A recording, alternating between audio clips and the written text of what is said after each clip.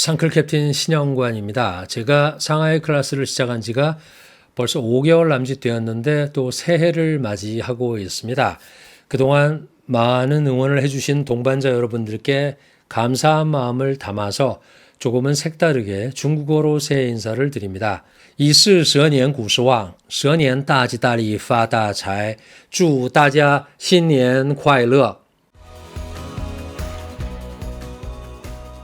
오늘 제가 일단 저희 동반자 구독자분들께 드리고 싶은 말씀은 이제 주로 세 가지로 이제 가는 것 같아요. 세 가지인데 첫 번째가 트럼프가 돌아왔잖아요. 그리고 트럼프가 귀환하고 나서 지금 일어나고 있는 일들, 그리고 앞으로 일어날 일들, 그리고 두 번째는 제가 이제 중국만 포커스 하니까 그러면 그의 귀환이 또 시 입장에서, 이제 T 입장에서는 이런데 시 입장에서는 어떨까? 그죠? 시진핑 중국 입장에서. 그리고 이 T와 X, 중국에서는 시진핑을 X라고 표현을 하잖아요. C, XI. 그래서 이 T와 X 사이에 어떤 기회가 있을까? 이게 이제 오늘 제가 말씀드리고 싶은 세 가지 주제입니다. 그래서 먼저, 그러면 트럼프가 돌아왔는데 트럼프의 정책은 다들 아시잖아요. 그의 정책도 세 가지예요. 그죠?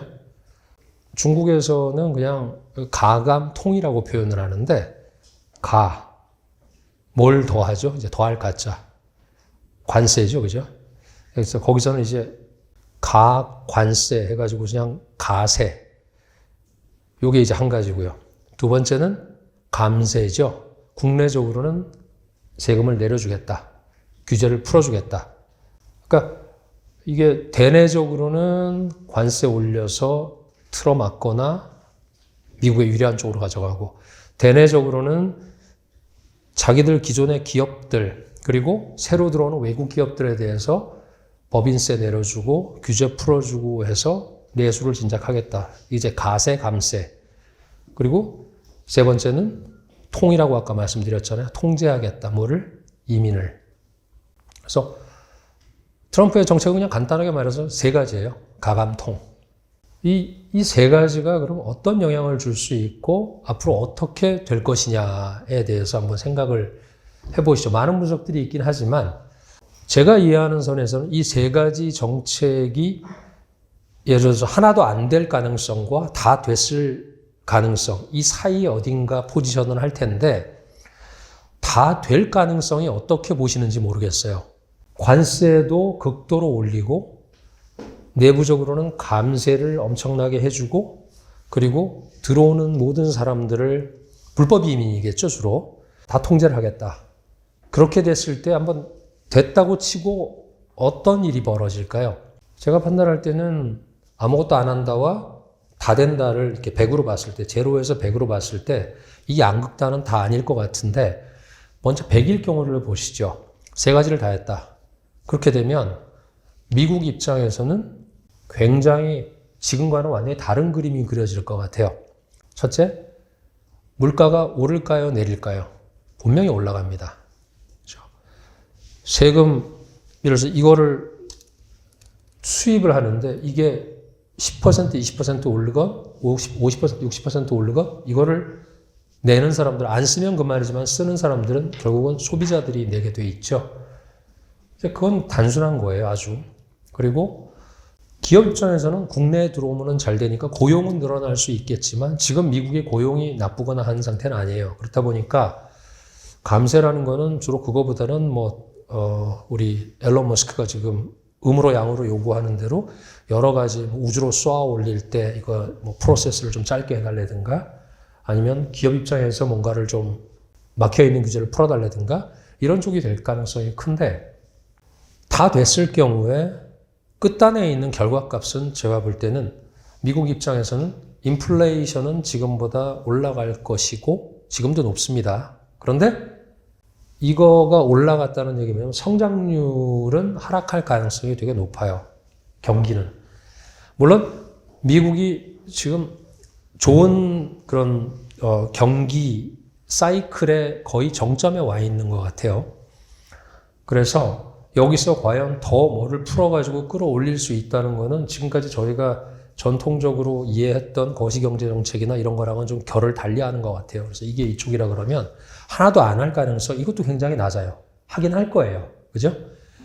그래서 기대하는 거는 여기서 여기 중에 어디선가는 교집 합의 또는 합의가 생겨날 것이다라는 게 이제 대부분의 합리적인 예측인데, 그럼 이렇게 가지 못하는 이유가 미국의 문제가 있을 수 있어요. 뭐냐면 100까지 가는 길에 왜 못할 거냐면 트럼프 1.0이 2017년에 시작이 돼서 이미 4년을 해봤잖아요.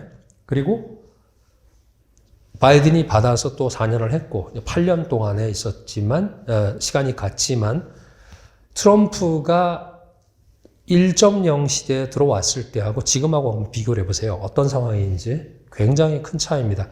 한마디로 말해서 저는 그냥 그 당시에는 3저 시대였다 그러면 지금은 3고 시대예요. 미국 입장에서 3고의 이 세 가지가 뭐냐면 첫 번째는 미국의 그 당시에는 3저가 인플레이션이 이 정도로 걱정을 하던 시절이 아니에요. 외려 오바마 끝나고 나서 물가가 낮았었어요. 어찌 보면 이제 디플레이션에 가까울 정도로, 그래서 이제 디플레이션에서 금방 벗어났다 이런 얘기도 하는데, 그 당시에 낮았던 물가, 이게 이제 하나의 경기를 갖다 끌어올려야 되는 그런 하나의 어떤 베이스가 됐고, 두 번째는 그 당시에 재정 적자는 지금보다 덜 했어요. 그죠? 낮은 재정 적자. 물론 재정 적자를 언제랑 비교할 거냐의 문제이지만 클린턴 시절에 미국의 국채의 양은 5조 달러가 안 됐었어요. 지금은 얼마인지 아시죠? 36조 달러입니다.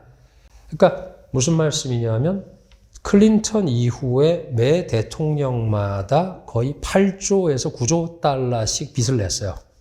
그게 미국 경제가 저희가 지금 보고 있는 굉장히 좋은 어떤 상승 경기 사이클의 거의 정점에 와 있는 배경이 됐다고 저는 판단을 하는데, 트럼프 그 당시에도 국채 발행을 해서 8, 9조 달러의 유동성을 공급을 했었고요. 아시다시피 바이든도 법을 바꿔가면서 만들어서 지금 36조 달러까지 와 있어요. 그러니까 거꾸로 생각해서 36조 달러의 이자가 얼마냐는 발행됐던 예를 들어 10년 전에, 5년 전에, 3년 전에, 1년 전에 그때의 국채 수익률, 즉 이자를 보면 되는데, 어쨌건 지금 평균적으로 36조 달러에 대해서 이자를 내려 그러면 1조 달러가 넘는 이자가 나가요. 그러니까 1.2조 달러 정도까지 될 것 같아요. 그러면 미국의 재정 수입, 세금으로 걷어들이는 수입에서 이자 내는 것만 해도 거의 20몇 %, 30% 이자로 내는 거예요. 우리 개인하고 똑같은 거죠. 개인의 수입에서 거의 3분의 1, 4분의 1 이 정도를 이자를 낸다고 보시면 되는 거예요. 그런 상황이고, 또 하나가 그 3저에서 재정적자 말씀드렸죠. 인플레이션 말씀드렸죠.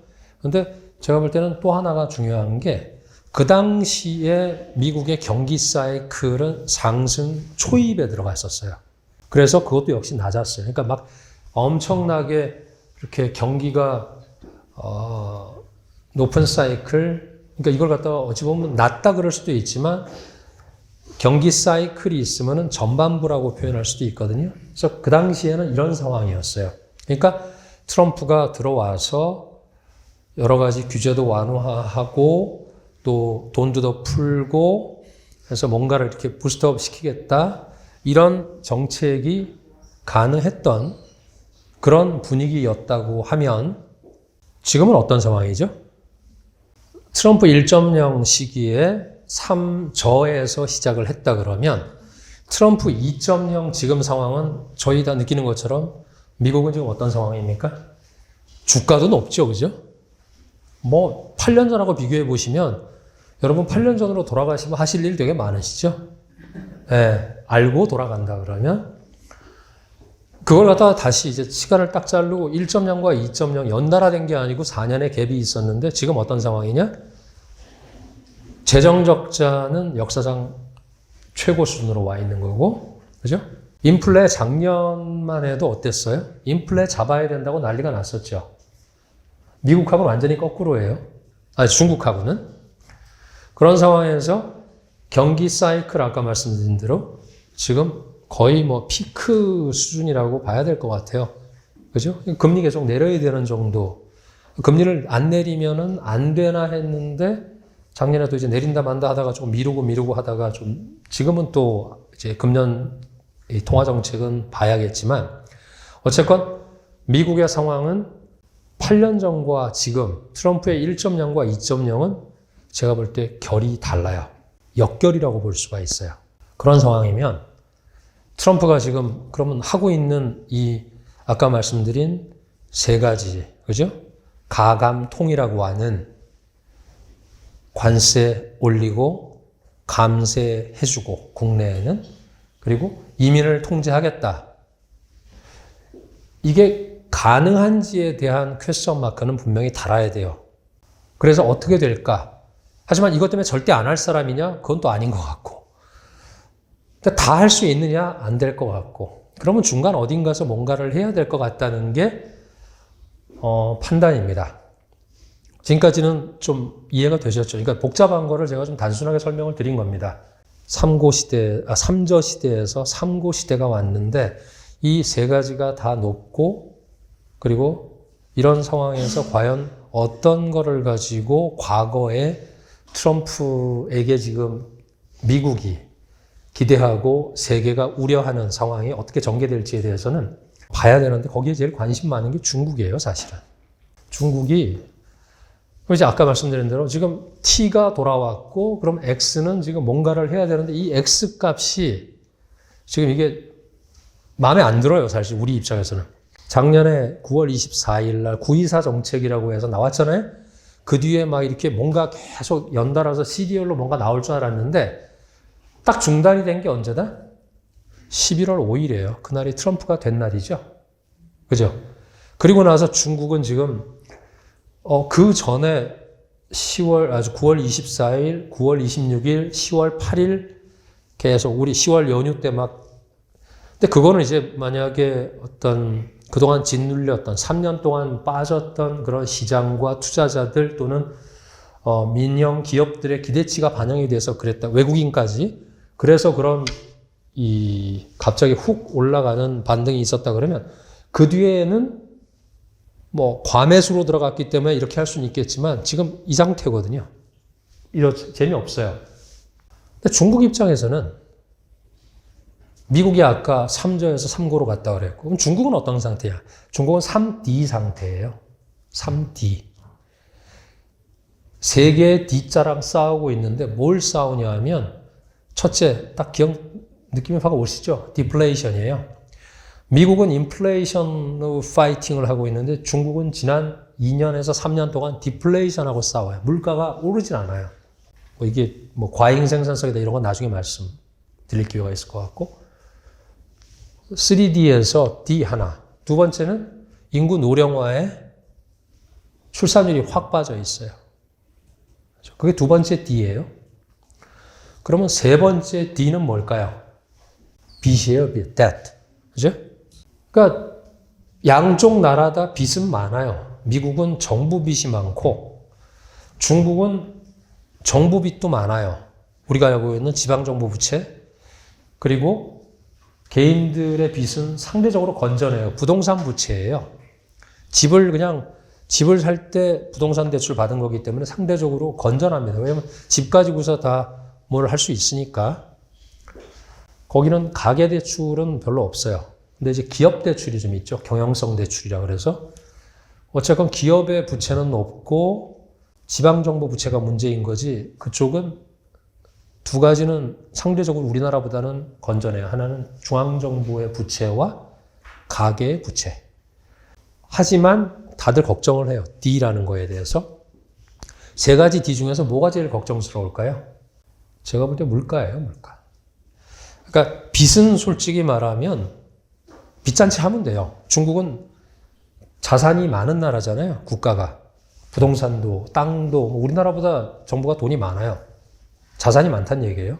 그러니까 뭔가를 할 수 있는데 그리고 인구는 솔직히 이렇게 말하면 뭐하지만 우리가 더 심각해요. 저희가 더 심각하고 다른 나라도 똑같아요. 일본 뭐 동북아 3국은 똑같고 인도네시아나 아프리카 빼놓고는 다 출산율 물론 뭐 이제 잘 사는 나라들은 아직은 그런데 어쨌건 인구 문제도 경험치가 있고 다 괜찮아. 근데 물가는 지금 중국을 계속 억누르고 있는, 짓누르고 있는 그 문제, 디플레이션. 미국하고 결이 달라. 미국은 인플레이션, 이쪽은 디플레이션. 어쨌건 중국은 3D 문제를 가지고 고민을 하고 있어요. 근데 그건 트럼프 때문이 아니에요. 9월 24일 이전에 있었던 일이 뭐냐면 물가가 내려가는데 그쪽에서는 인식을 안 바꾼 게 어떤 문제가 있었냐면 이거는 우리가 부동산을 3 레드라인이라 그래서 부동산을 찍어 누르면서 그쪽 말로 신질 생산력이라고 하는 하이테크, 소위 말해서 전기자동차, 그리고 리튬 배터리, 그리고 태양광 전지, 플러스 더해서 반도체 쪽, 플러스 더해서 AI 쪽, 이런 것들로 성장의 엔진과 모델을 바꾸면서 나타난 성장통이다라고 보고를 하고 생각을 했던 거예요. 누가? 위에서. 그렇죠? 시진핑을 포함한 최고 지도자들은 그렇게 이해를 하고 있었던 것이 작년 6월, 7월, 8월에 이 거시경제 데이터들이 상당한 충격을 줬어요. 그리고 9월 달에 9월 24일 정책이 나온 거예요. 그러니까 트럼프랑은 상관이 없어요. 거기에 대한 정책들이 쭉 준비가 되고 계속 나와야 될 거라고 생각을 했는데 딱 멈춘 게 아까 말씀드린 대로 11월 5일에 트럼프가 돌아오면서 그 전에 우리도 그랬지만 어땠어요? 해리스가 유리하다 그랬잖아요. 중국은 반반으로 봤던 거고 중국은 뭐 설이 많은데 트럼프가 자기들한테 더 유리하다는 얘기도 있어요. 왜냐하면 바이든은 이데올로기고 민주당은 원래 뭐라 그러죠? 가치 뭐 이런 쪽에 훨씬 더 베팅을 하잖아요. 더 그 무게중심을 두고 정책도. 근데 트럼프는 아니라는 거죠. 그러니까 그런 얘기도 합니다. 바이든의 적은 시진핑이었지만 트럼프의 적은 바이든이에요. 그래서 시진핑 입장에서 트럼프는 적이 아니다. 이런 얘기도 해요. 농담처럼. 근데 거기에는 저는 합리적인 추론이라고 봅니다. 근데 아까 돌아가서 지금 미국 상황에 대해서 중국은 저는 충분히 인지하고 있다고 봐요. 1.0 2018년 그때 무역전쟁이 처음 시작됐을 때 중국은 속수무책이었어요. 아무 준비도 안 돼 있었거든요. 설마. 지금은 그때보다 훨씬 더 상대적으로 많은 준비가 돼 있어요. 예를 들어 볼게요. 지난 이 전쟁이 본격적으로 시작된 게 한 6년에서 7년 됐고요. 트럼프는 8년 전에 들어왔죠.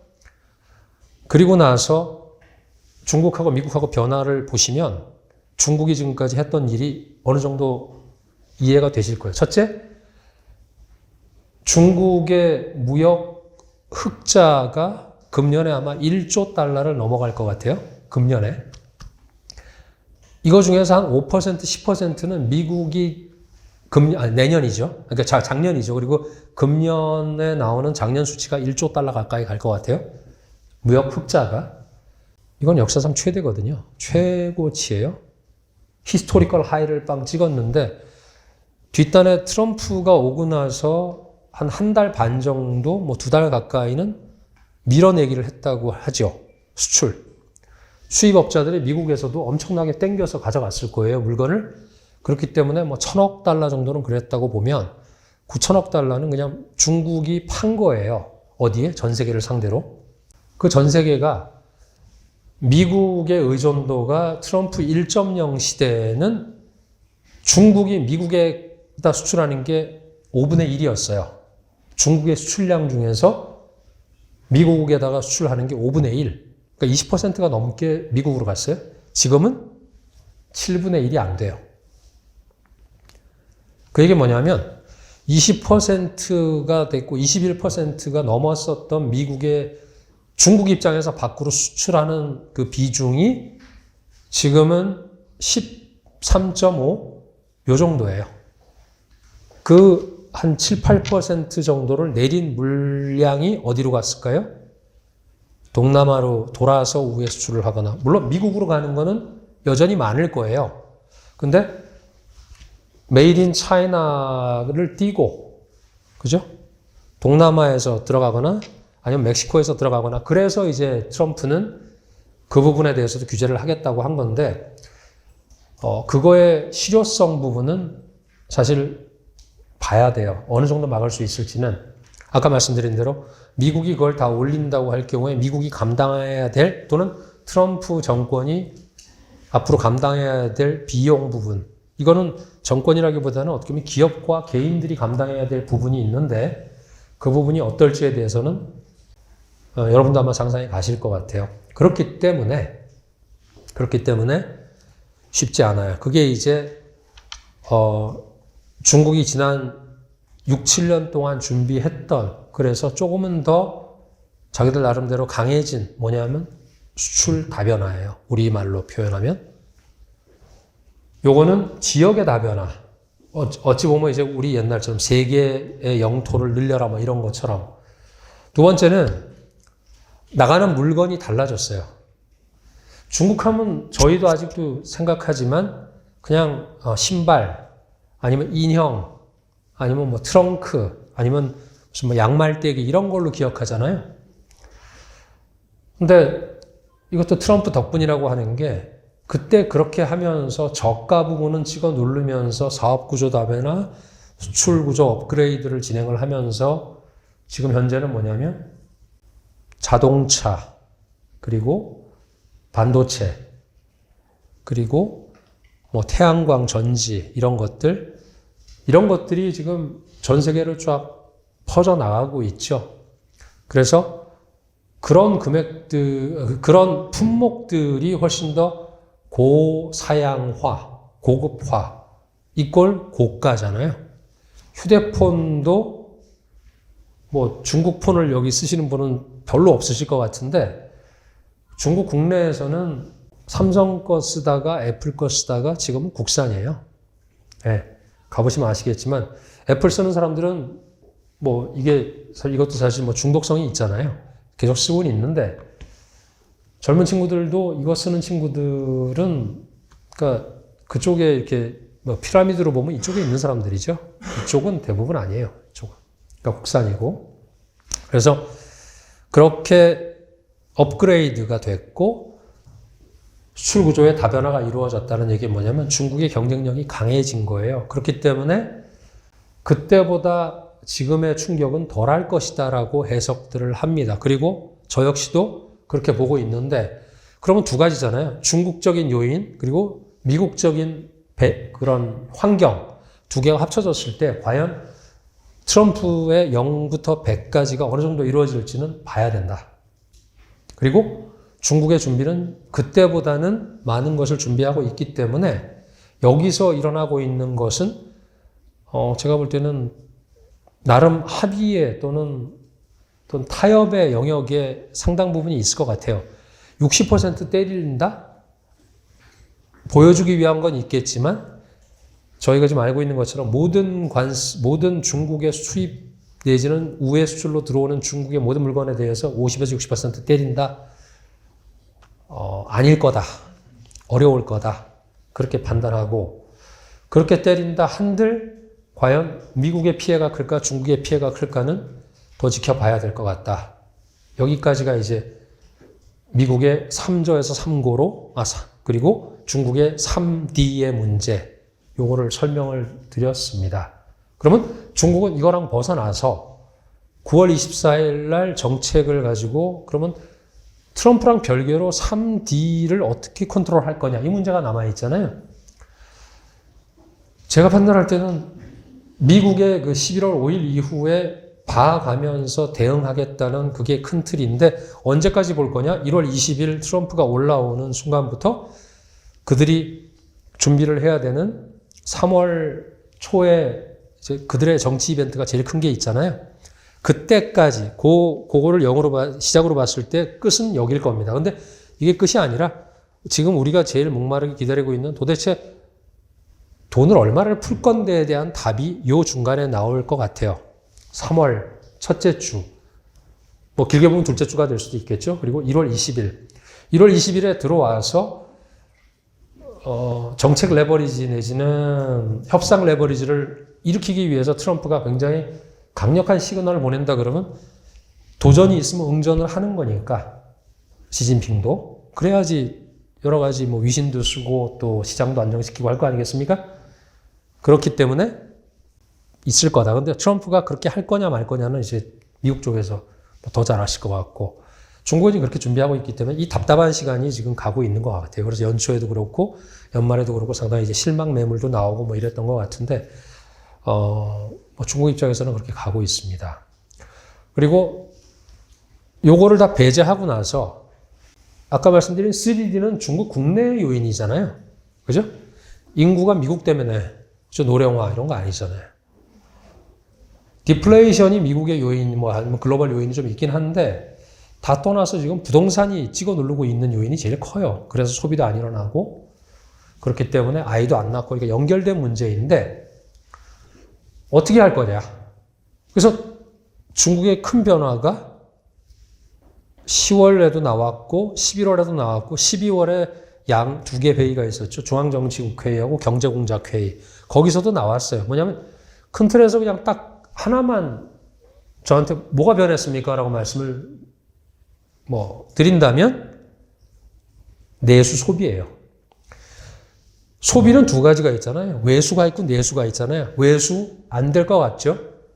트럼프가 아무리 0%는 아닐 거고 60%까지 못 가겠지만 어디선가 되면 어쨌건 수출은 줄어야 되고 수출 모델은 분명히 내수의 비중이 준 거는 맞아요. 작년에 56% 정도 가다가 지금은 7, 8%로 줄어 있어요. 그거는 요인은 부동산인데 부동산과 취업과 여러 가지 미래에 대한 불확실성이 주머니를 갖다가 이제 딱 잡아버린 건데 특히 젊은이들. 그래서 최근에 제가 이제 꽤 인정하는 중국 국내 경제학자가 있어요. 그것도 이제 제가 아마 조금 이제 명상을 만들어서 이제 소개를 드릴 것 같은데 그 사람의 이게 다 막혔어요. 지난달에. 바른 소리를 했다는 얘기죠. 그죠? 입틀막을 당했으니까. 근데 거기서 제일 기억나는 게 굉장히 긴 강연이었는데 입틀막하고 당하면서 지금은 이제 볼 수가 없는데 들을 수도 없고 했던 얘기 중에서 중국이 코로나를 거치면서 바뀐 게 있다 이거예요. 보통 젊은 사람이 많은 데서 소비가 많아요? 아니면 노인들이 많은 데서 소비가 많아요? 젊은 사람이죠. 상식이죠. 중국이 거꾸로 됐다는 거예요.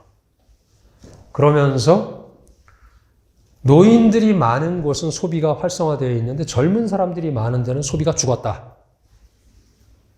그러면서 정말로 리서치를 많이 하고 데이터도 많이 냈어요. 그래서 저는 이제 그 분석을 상당히 신뢰를 하는데 뭐냐면 코로나 상관없이 노인분들의 연금은 그대로 지급이 되고 있어요.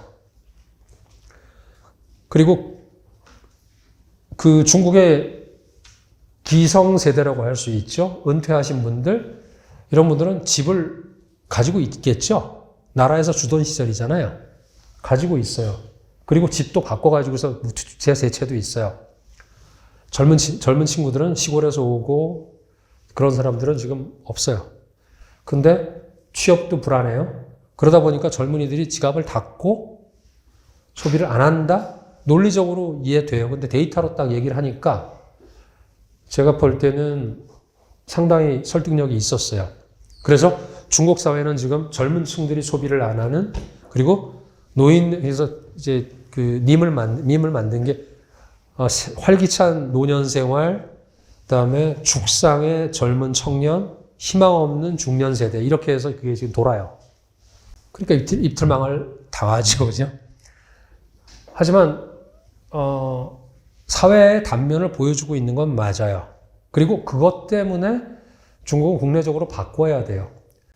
디플레이션, 물가가 올라가지 않는 그 부분을 바꾸기 위해서는 아까 말씀드렸죠. 지방정부는 부동산 가지고 잡아 돌리던 모델 때문에 지금 힘들어졌고 기업들도 중국이 미국같이 주식시장에서 돈을 조달해서 기업을 하는 모델이 아니다 보니까 은행 대출이 당연히 많아요. 모든 기업들이. 왜냐하면 은행 시스템, 즉 간접 금융의 세상이고 직접 금융은 아직 요만해요. 주식시장이 아직 작기 때문에.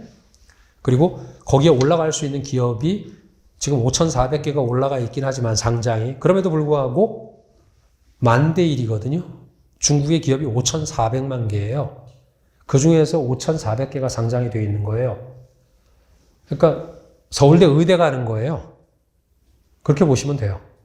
근데 올라가서도 기업가들이 기업가 정신이 없다 보니까 좀 다른 짓을 해요. 그게 이제 중국의 문제이라면 문제인데 어찌됐건 그 문제를 해결하는 주체는 뭐냐면 중앙정부고 중앙정부가 재정을 가지고 뭘 해야 되는데 그 재정을 정했죠. 방향은 정했어요. 그것도 3가지예요. 얼마를 어디에 어떻게 해요? 얼마를 재정? 지난 12월 달에 회의에서 나왔던 게 숫자는 안 나왔어요. 그래서 지금 그 숫자를 내놔. Show me the number. 그죠? Show me the money. 이게 지금 시장의 요구사항인데 방향만 정했어요. 내수 쪽에 들어간다. 그리고 뭘로? 재정 적자율을 올린다. 적자를 올려서 내수 쪽을 밀겠다. 이거는 정해진 거예요. 근데 얼마를 안 정해졌어요.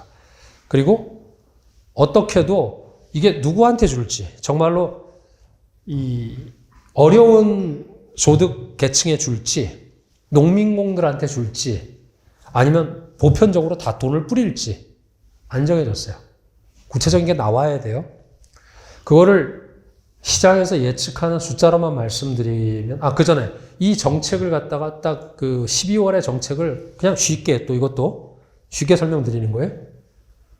상상하하. 올릴 건 올리고 내릴 건 내린다. 그리고 방방보보. 방어할 건 방어하고 보호할 거는 보호, 보장할 건 보장해라. 다시요. 그냥 8글자로 그냥 했다 하면 12월에 나왔던 2개 중앙정치국회의, 지고지상의 회의죠. 시진핑이 직접 주재를 하니까. 경제공작회의는 여기서 말한 어조와 기조를 실행하는 방안을 논의하는 경제공작회의예요. 이건 이제 밑에죠. 이게 일주일 상간으로 있었어요. 그 주에 있었어요. 같은 주에. 일주일 내에. 상상하하 방방보보. 올릴 거 올려라. 뭐를? 아까 말씀드린 재정적자율 끌어올리고 특별국채 더 많이 끌어올리고 발행해라라는 거죠. 이렇게 해라. 그리고 내릴 건 내려라. 뭘 내려요? 이자하고 부담 비용 내려주라는 거예요. 이자, 대출이자.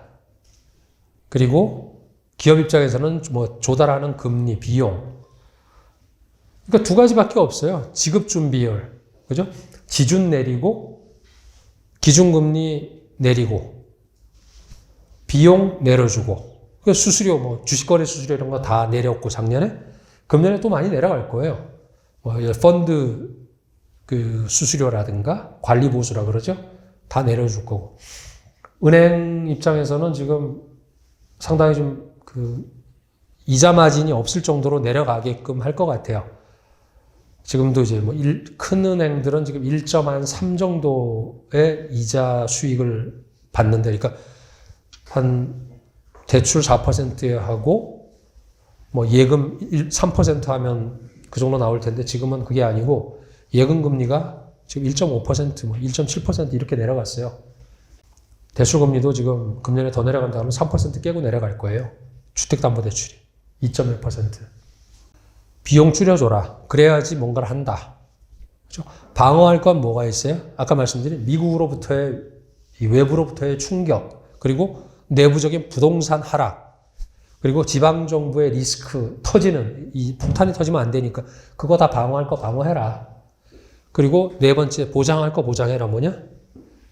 민생 보장해주고 노후생활 보장해주고 그리고 아이 낳게끔 육아휴직이라든가 뭐 이런 거 보장해주고, 이거 다 이 꼴 뭐예요? 돈입니다.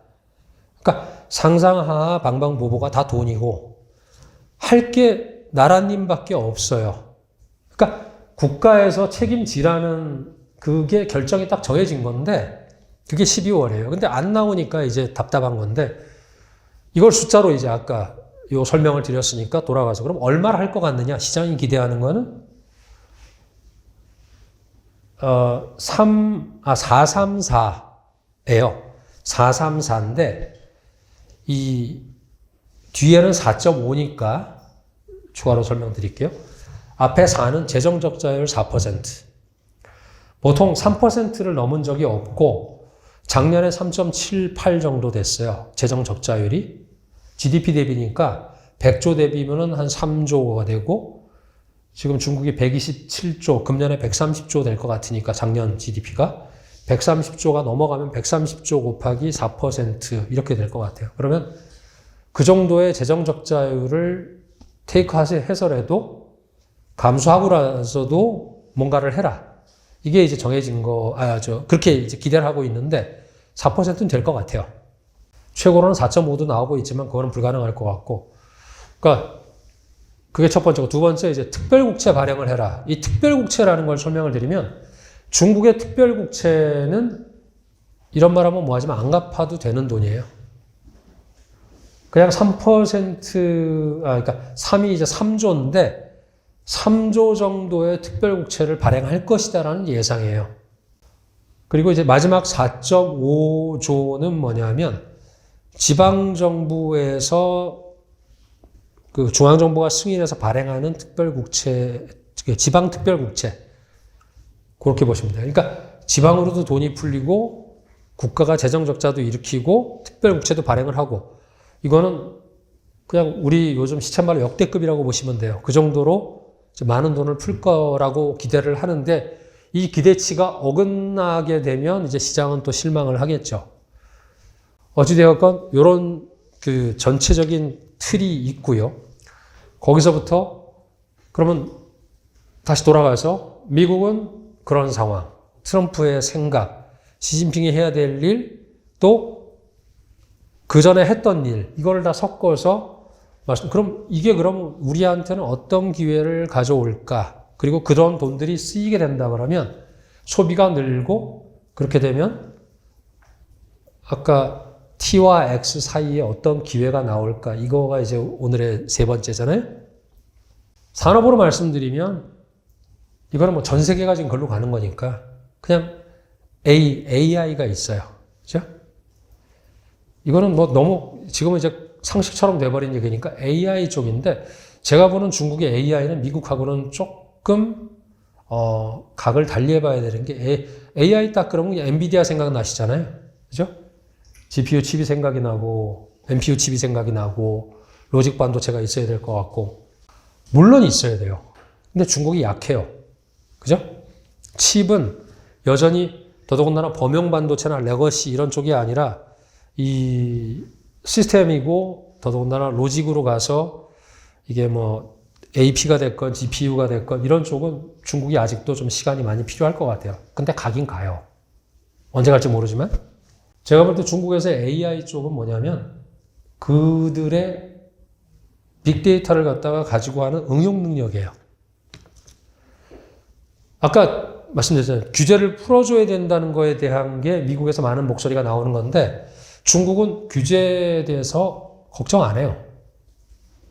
오히려 저희가 걱정을 해야죠.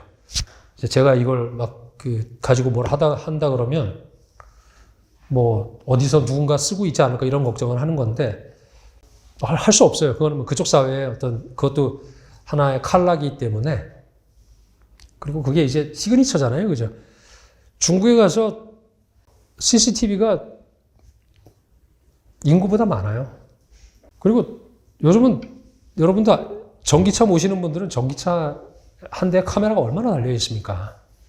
도망갈 데가 없어요. 그러니까 완전한 뭐 나의 개인적인 그런 부분은 없는 것 같은데 그쪽은 더 심하죠. 근데 심하지만 활용하는 측면에서는 그쪽은 정말 별로 허들이 없어요. 그래서 응용 이꼴 빨리 그냥 딱 퍼뜨리는 거라 그러면 AI 영역도 그게 필요하고 왜냐하면 생각해 보세요. 2011년부터 이 중국에서 스마트폰이라는 게 서서히 이제 보급이 됐어요. 거기서 보급되면서 애플리케이션 다운받아가지고 지금은 현금을 구경을 못하는 사회가 됐거든요. 미국 가시면 아직도 달러 쓰시잖아요. 크레딧 카드 긁지 않으면. 비트코인 쓰시는 분 없잖아요. 아직까지는.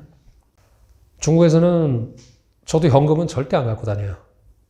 그냥 이걸로 다 되고, 모든 곳에서 되고, 뭐, 농담처럼 말씀드리지만, 거지가 거의 없거든요, 중국에.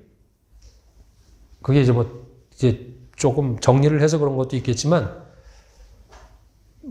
거지가 자유롭지 않아요. 근데, 누군가한테 이렇게 차 유리창 닦으러 오는 분들이 있거든요. 애기 없고. 그래서 이제 아이들 어릴 때, 뭐 그래봐야 10년도 안 됐어요. 이걸로 줬어요. 그러면 이제 그분들 이렇게 주섬주섬 꺼내가지고 이렇게 딱 하거나 아니면 여기다가 그 QR코드라는 거를 갖다가 이렇게 목에 달고 다녀요. 그러면 이렇게 내면은 그냥 찍어서 뭐 1,000원을 주든 2,000원을 주든 줬었어요. 그게 10년 전이에요. 그러니까 그 정도로, 그것도 응용이에요. 국어를 해도 그렇게 하면 사람들이 현금 없다고 안 하지 않으니까. 뭐, 농담처럼 말씀드렸지만 중국은 그 정도로 응용을 빨리 하는데 AI 영역에서도 마찬가지인 것 같아요. 그래서 AI 섹터에서 응용 섹터는 그렇게 봐야 되고 그런 것들이 빅데이터로 이루어져 가지고 뭔가 새로운 비즈니스를 창출을 하는 그런 거는 미국이 원천 기술 가지고 있고 칩도 가지고 있지만 중국이 조금 덜 떨어진 칩을 써서라도 여기서 뭔가 일어날 수 있는. 근데 그게 원년이 금년이 될 것 같다는 얘기예요. 그래서 금년 내년이 2025년, 2026년에 중국에서 발생하는 그런 새로운 사업 모델 이런 거는 좀 지켜봐야 되고 거기서 나타나는 투자 기회도 있고 사업 기회도 있다. 이게 이제 하나고요. 두 번째는 휴머노이드라고 하죠. 휴머노이드가 여러분들 뭐 테슬라 옵티머스 젠 2.0 이런 거 막 테슬라 그리고 또 누굽니까? 젠슨 황이 키가 쫙 다른 한 7, 8개 로봇 데리고 와서 그때 프레젠테이션 했잖아요. 저는 이제 그것도 보지만 중국에서 일어나는 거 보면 우리는 테슬라와 엔비디아와 이런 큰 기업은 보지만 저기는 조그만 기업들이 막 로봇 늑대, 로봇 개 만들고 애완용 개가 실제로 제가 살고 있는 상해 그 황포강 변에서 회사가 선전용으로 이제 끌고 나오는 건데 봤어요. 물구나무도 막 쓰고 이러는 걸 갖다 보니까 관절이 얘가 튼튼하더라고요.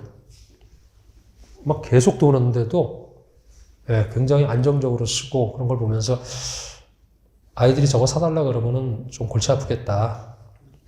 그런 생각도 했었어요. 근데 어쨌건 그 정도로 빨리 가고 있습니다. 그래서 이게 이제 강아지나 뭐 이런 게 아니라 사람이잖아요. 휴머노이드라는 게.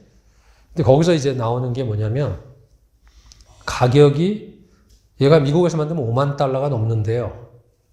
중국에서 만들면 똑같은 거 2만 달러면 되거든요.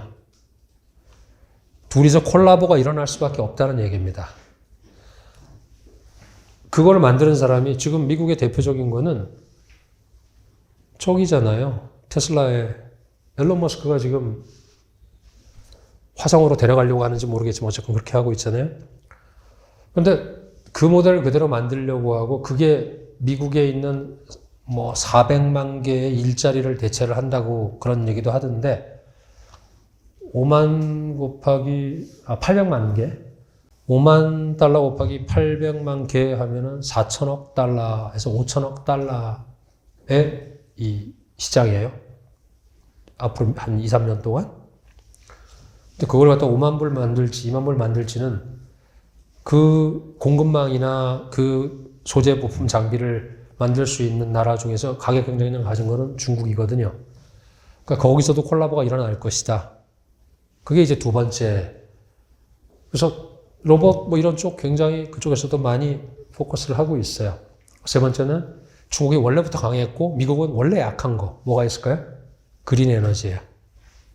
신에너지, 친환경 에너지. 미국은 관심 없잖아요. 그냥 석유. 그죠? 그래가지고 트럼프도 지금 화석연료, 친환경 에너지 뭐 테슬라 때문에 조금 신경 쓸까? 별로 신경 안 쓰는 것 같아요. 근데 중국 같은 경우는 원래도 전기차도 그랬고 풍력, 수력, 뭐 원자력까지 중국은 이 화석 연료를 제외한 나머지 쪽에서는 유럽도 이 친구들의 태양광을 쓰고 있고, 그죠? 그 상해 공항 내리실 때 포동 공항 근처에 보시면 그 풍력 터빈 돌아가는 거 그런 거 계속 보시게 돼요. 정말로 규모도 크기도 어마무시하고, 근데 가는 데마다 있고, 물론 미국도 뭐 사막 같은 데 가다 보면 있긴 한데, 하지만 중국처럼 그 정도의 어떤 규모의 경제, 그리고 지속적으로 그러진 않아요. 정권 바뀔 때마다 조금씩 바뀌는 것 같은데, 저쪽은 시종일관. 근데 이게 중국 입장에서는 이제 이 커브길 추월 전략이에요. 미국이 비행기 엔진, 그리고 자동차 엔진 잘 만드니까 중국은 그거 안 만들잖아요. 바로 전기차로 가버렸잖아요. 미국이 카드사 많고 막 이러는데 중국은 카드사 없으니까 다 없애버리고 바로 지불 결제 이걸로 하잖아요. 똑같아요. 집에 백색 전화, 청색 전화 중국에는 없었어요. 바로 이걸로 갔고. 지금도 마찬가지입니다. 드론 그런 것도 마찬가지고, 조금 이따 설명드릴 저공경제, 이항이라고 하는, 아시죠? 그 프로펠러 달고서 비행기 같은데 사실은 전기자동차에 날개 달린 거잖아요. 쭉 떠가지고서 이비톨이라고 하는 거 돌아다니는 거, 이거 UAM. 그것도 이렇게 가겠다는 거예요. 이렇게 가봐야 그냥 우리는 그냥 축지법 쓸래 이거예요. 그래서 친환경 그런 에너지, 거기다가 ESS, 에너지 저장 이런 거가 할 수 있는 게 뭐냐면 결국은 저공경제로 가서, 이제 이건 네 번째입니다. 처음에 AI 말씀드렸죠. 그죠? 그 다음에 조금 전에 이제 그 친환경 에너지 쪽 관련돼서 계속 갈 것 같아요. 거기 친환경 에너지 하나 빠뜨린 게, 그 휴머노이드 다음에 친환경 에너지 빠뜨린 게, 미국이 친환경 쪽을 갖다가 안 하고, 뭐 IRA 이런 거, 뭐 유럽하고 뭐 이런 것도 다 싫어하고, 근데 유럽은 지금 필요하거든요. 유럽이 우크라이나 러시아 전쟁 때문에 에너지 지금 굉장히 골치 아팠잖아요. 그래서 지금 어쩔 수 없이 막 그 화석 연료도 쓴다 그러고 하긴 하겠지만, 장기적으로 봤을 때 그쪽도 필요할 거예요. 그러면 미국은 안 하고 유럽은 필요한데, 가지고 있는 건 중국인데 중국으로부터 뭔가 얻어내면서 같이 또 콜라보나 타협을 한다 그러면 중국 입장에서는 미국 배제하고 유럽하고 뭔가를 하고 싶을 거예요. 그린 에너지 쪽에서도. 전략이에요. 그런데다가 지금 전 세계가 다 관심 가지고 있는 다음의 산업. 중국에서는 그걸 저공경제라고 표현을 하죠. 공역 100m에서 3000m 사이에서. 그래서 중국이 지난 12월 27일 날 저공사라고 하는, 우리로 말하면 뭐 대통령 직속기구 같은 데에 이제 국을 하나 설립을 했어요. 저공경제국이라는 거를 우리말로는 설립을 지난달 27일 날 했어요. 그게 신문에 났고, 그건 뭐냐면 저공경제 관련된 모든 거를 거기서 컨트롤 하겠다, 센터를 하겠다 이 얘기예요. 근데 그 전에 무슨 일이 있었냐면, 상해 근처에 한 그 지방 정부에서 대동강 물 팔아먹듯이 공중의 길을 팔아먹었어요. 600m 상공에 있는 요 하늘길을 잘라서 30년 동안 임대를 줬어요. 그게 허용이 됐어요.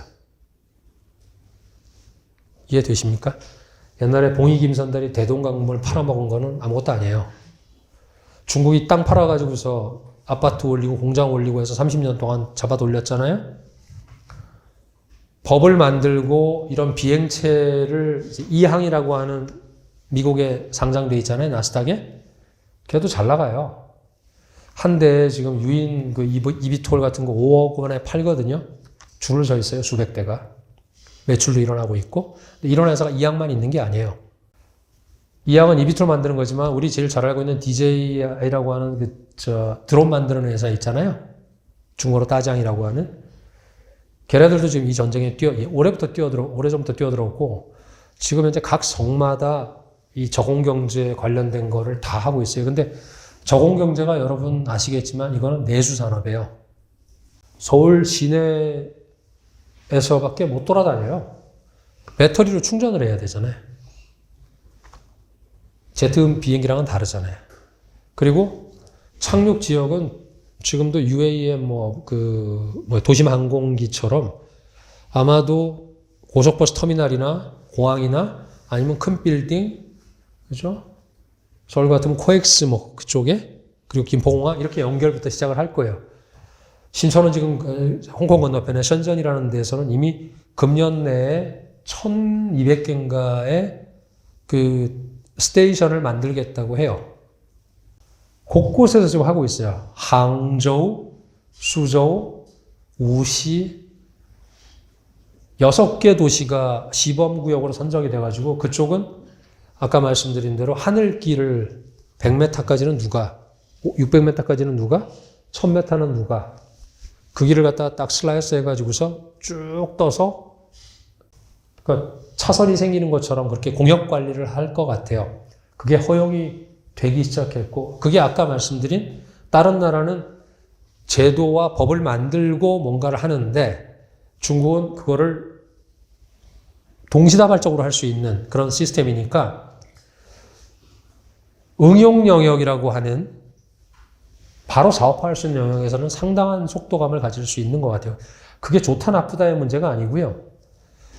어찌 보면 지난 30년은 중국의 모델이 양말 만들고 이런 티셔츠 만들고 이러던 거였기 때문에 우리가 별로 참고할 게 없었다 그러면 최근에 한 10년은 헷갈리던 시대였어요.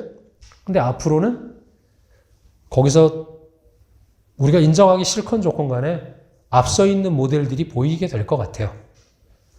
션전을 가보신 분도 계시고 아마 앞으로도 계속 가시겠지만 션전이 좋은 거는 뭐냐면 지켜야 될 게 별로 없어요. 레거시가 별로 없어요. 유물이 별로 없다고요. 북경이나 상해는 가다 보면은 이거는 우리는 말하면 유네스코 등재, 저거는 수백 년 된 거, 이거는 철거 불가능. 상해만 해도 엄청나게 많아요. 여러분 가보신 와이탄 이런 데는 이거 다, 그죠? 이거 전부 다 손도 못 대는 건물들이에요. 이거는 그렇게 보시면 점대는 거, 아까 말씀드린 젊은 도시 션전, 광저우만 해도, 우리 광주라 그러잖아요. 거기 광저우만 해도 그게 수백 년 된 도시거든요. 적어도 300~400년은 된 도시예요. 그러니까 이렇게 오래된 것도 많고 지켜야 될 것도 많은데 션전은 아무것도 없던 데다가 그냥 지은 거잖아요. 그러니까 거기는 혁신도 많고 안 돼 그러면 새로 줘, 안 돼 그러면 들어 부셔 이거니까 혁신 도시라고 그러죠. 그런 것들이 결국은 중국에 딱 기회가 될 거예요. 그래서 다시 어떤 산업에 집중한다 그러면 AI라든가 아니면 에너지라든가 휴머노이드라든가 거기다 저공경제라든가 이런 것들이 쭉 산업이 뭉쳐져 있는데 플러스에서 얘네들이 어디서 일어나느냐? 9월 24일 날 제가 계속 강조했던 게 9월 24일의 정책은 뭐냐면 자본시장이에요. 자본시장을 통해서 조금 전에 있었던 요 몇 가지 일들이 거기서 다 일어날 거예요. M&A도 일어날 것이고, 왜냐하면 정부가 돈 써야 되는데 아까 말씀드렸듯이 그 돈을 갖다가 어떻게 쓴다? 채권을 발행을 하거나 아니면 재정적자를 가지고 해줘야 되는데 이거를 갖다가 조금 전에 말씀드린 이런 산업들까지 다 하기에는 벅차요. 약간 마중물을 집어넣어주면 나머지는 시장이 알아서 해야 됩니다. 그래서 결국은 이 산업이 될 거라고 믿는 사람들은 자본시장에다가 뭔가를 해라라고 하고 상장 기업들도 거기서 자기들의 이런 사업 영역을 확대하는 데 있어서 여기서 뭔가를 해라라는 거예요. 그렇기 때문에 금년에 이제 어떤 거냐면 작년은 정말로 정신 못 차리고서 9월까지 갔고 정신 차리고 9월 달에 뭔가를 해보려고 했더니 트럼프가 돌아왔네? 그래가지고 다시 또 이거 리셔플링 해쳐 모여 해가지고서 정책이고 뭐고 가긴 가는데 일단 지켜보자. 그쪽에서는 견초출초라고 해요. 초식이 나오는 거를 보고 우리의 초식을 내겠다. 그러니까 한마디로 우리 고스톱 칠 때 패 까는 거 보고서 그 다음에 그죠? 똑같아요. 그게 이제 바이든에 익숙해 있던 사람들이 이제 트럼프에게 적응하는 과정이 필요하고 아직은 안 올라왔으니까 아직도 한 2주 남았잖아요. 그죠? 근데 면면이 이렇다라는 것 때문에 예측은 많이 오지만은 안 믿어. 지켜보고 그 다음에 할래라고 지금 분위기가 잡혀 있는 것 같고. 그래서 딱 요약을 드리면 미국의 상황 3조에서 3고 그리고 3가지 정책 하려고 하죠. 트럼프가. 근데 이 환경 때문에 3가지 정책이 다 될지에 대해서는 봐야 되는데 중국도 3가지 때문에 고통스럽다. 3D. 그죠? 3D. 그런 상황에서 뭔가 타협점이 일어나지 않을까? 근데 그것도 우리가 결정할 수 있는 게 아니고 우리는 그저 관찰자 시점이 되는 거예요. 혹자들은 얘기하죠. 그 상황에서 제일 고통스러운 건 우리가 될 수도 있다. 근데 그것도 아닐 수 있다. 그래서 양쪽을 다 보고서 우리가 미국으로 가는 거는 맞고 하지만 중국도 안 봐서는 안 되고 버려서도 안 되고 투자 기회도 그렇고 봐야 될 것 같고 큰 투자 기회는 그 시대의 가장 아픈 곳에서 고통 속에서 나온다는 말이 있잖아요. 중국이 가장 고통스러운 게 어딘가? 그 속에 그리고 그걸 벗어나기 위해서 뭔 짓을 할까? 어떤 정책을 낼까? 그게 아까 제가 말씀드린 몇 가지. 그 중에서 다들 보고 있지만 별로 관심을 안 가지고 있었던 것이 중국이 응용을 할 수 있는 저공경제라는 거는 작년에도 그래서 핫했어요. 중국에서. 그리고 금년에도 지속적으로 이어질 것 같습니다. 왜냐하면 아까 말씀드린 대로 중국 중앙정부의 가장 핵심적으로 우리로 말하면은 경제기획원이나 뭐 청와대 그 경제수석실 같은 데다가 저공사라는 거를 만들고 그걸 전국에 있는 모든 거를 갖다가 거기로 다 이렇게 해서 그쪽은 그것만 하겠다. 근데 저공경제가 우리가 알고 있는 모든 거예요. 중국의 핵심 경쟁력이 다 들어가 있어요. 자율주행, 저공 그거 컨트롤 해야 돼요. 사람이 하는 게 아니거든요. 자율비행이에요. 배터리 떴다가 날아가서 내려야 되니까 거기다가 사람 많으니까 실어 나를 사람 많겠죠. 물론 비싸서 그게 얼마나 활용을 할지 모르겠지만 일단 교통 막히고 이런 아니면 물류. 지금 물류 엄청나잖아요. 드론으로 날르고 이러는 거 중국에서 다 해요. 근데 저공경제가 생기면은 진짜로 이젠 택배 기사분이 오는 게 아니라 쭉 날라와서 앞에다 이렇게 뚝 떨어뜨리고 갈 수도 있잖아요. 근데 그 모습을 보게 될 가능성이 3년, 5년? 그리고 관련된 제가 듣기로 한 명의 그 저공경제에서 이 드론이라고 하면 아니면 UAM이라고 하는 모빌리티 이런 애들을 갖다 관리하는 안전 이런 것들이 역 하나당 몇 명이라 그러더라? 그래서 이 스테이션 하나당. 그래서 그런 사람들 양성하는 또 교육기관이 늘어날 것 같아요. 우리 말하면 파일럿 양성하는 거, 스튜어디스 양성하는 것처럼 비행인력들 양성하고 관리력 양성하고 경찰도 그쪽에 특화돼야 되고 시스템, 5G 중국이 세계 최강이라고 저는 감히 장담을 합니다. 왜냐? 그 넓은 나라에 5G가 안 되는 지역이 별로 없어요. 도시는. 근데 드론이 날아다니는 게 무슨 히말라야로 올라가는 건 몇 개 없을 거 아니겠어요? 그죠? 도시에서 일어나는 일. 미국은 그거 한참 모른 것 같아요. 그러니까 여러 가지 자기들의 특장점이 있는데 거기 또 들어가는 반도체는 첨단 반도체 필요 없어요. 자동차에 들어가는 거면 되거든요. 소위 28나노 이상, 뭐 60나노, 90나노도 들어가고 자동차 한 대 지금 3,000개 뭐 들어간다고 하는데 뭡니까? 그 이비톨이나 이런 데도 저는 그만큼은 안 들어갈 것 같아요. 3,000개씩은.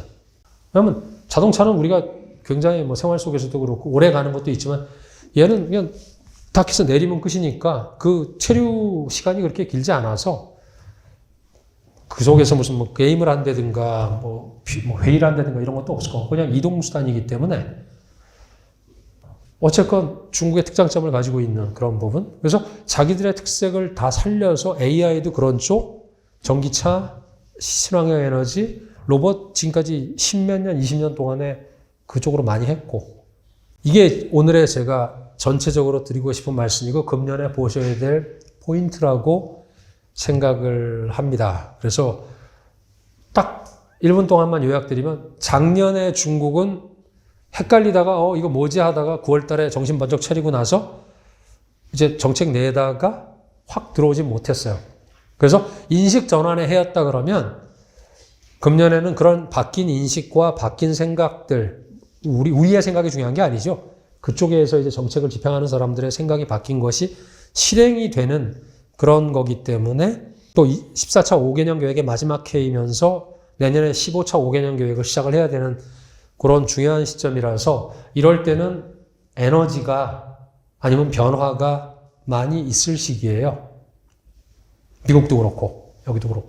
그렇기 때문에 시장에서도 여러 가지 현상들 또는 봐야 될 이벤트들이 꽤 많이 있을 것 같다는 게 제가 오늘의 특강에서 가장 마지막에 드리는 말씀이었습니다. 이상으로 마치도록 하겠습니다. 감사합니다.